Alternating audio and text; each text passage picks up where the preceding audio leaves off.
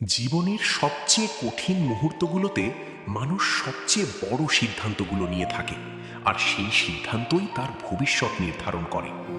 যখন সবকিছু ভেঙে পড়ছে বলে মনে হয়, তখনই আসলে শুরু হয় নতুন কিছু গড়ার সময়। এই গল্পটি সেই সব মানুষের জন্য যারা বারবার হেরে গিয়েও আবার দাঁড়াতে চায়। একজন সাধারণ ছেলে ছিল যার স্বপ্ন ছিল বড় কিছু করার, কিন্তু তার পথ কখনোই সহজ ছিল না। পড়াশোনায় সে মাঝামাঝি ছিল, কোনো বিশেষ প্রতিভা ছিল না, আর চারপাশের মানুষজনও তাকে তেমন গুরুত্ব দিত না। সে চেষ্টা করত, কিন্তু প্রতিবারই ব্যর্থ হতো। পরীক্ষায় খারাপ ফল, কাজের সুযোগ হারানো আর মানুষের অবহেলা তাকে ধীরে ধীরে ভেঙে দিচ্ছিল। প্রতিদিন রাতে সে ভাবত, এত চেষ্টা করেও কেন কিছু হচ্ছে না। তার ভেতরে এক ধরনের হতাশা জন্ম নিচ্ছিল। মনে হচ্ছিল হয়তো সে আসলেই এই পৃথিবীতে বড় কিছু করার জন্য তৈরি নয়। চারপাশের নেতিবাচক কথাগুলো তার আত্মবিশ্বাসকে ধ্বংস করে দিচ্ছিল। একসময় সে থেমে যাওয়ার কথাও ভাবতে শুরু করেছিল। কিন্তু একদিন, একদম নীরব একটা মুহূর্তে তার ভেতরে কিছু একটা বদলে যায়।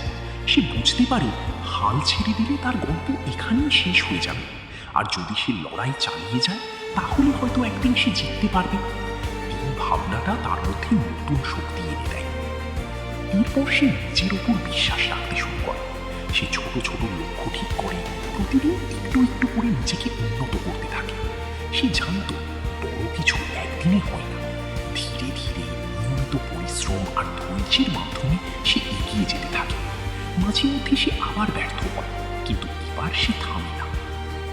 সময়ের সাথে সাথে তার পরিবর্তন চোখে পড়তে শুরু করে। তার দক্ষতা বাড়ে, তার আত্মবিশ্বাস ফিরে আসে, আর সে বুঝতে পারে যে তার পরিশ্রম বৃথা যাচ্ছে না। একদিন সে সেই জায়গায় পৌঁছে যায় যেখানে একসময় পৌঁছানোর স্বপ্ন দেখত।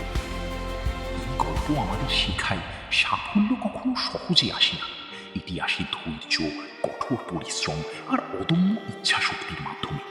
জীবনে যত বাধাই আসুক, যদি তুমি হাল না ছাড়ো তাহলে একদিন না একদিন তুমি জিতবেই। তাই কখনো হাল ছেড়ো না। যখন সবকিছু কঠিন মনে হবে তখন আরো শক্ত হয়ে দাঁড়াও, কারণ প্রতিটি কঠিন সময় তোমাকে আরো শক্তিশালী করে তুলছে। মনে রাখো, যারা শেষ পর্যন্ত লড়াই করে তারাই একদিন জয়ী হয়।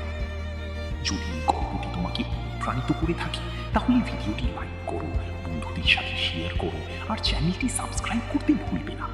তোমার গল্প এখনো শেষ হয়নি, সেরা অংশটি এখনো সামনে অপেক্ষা করছে।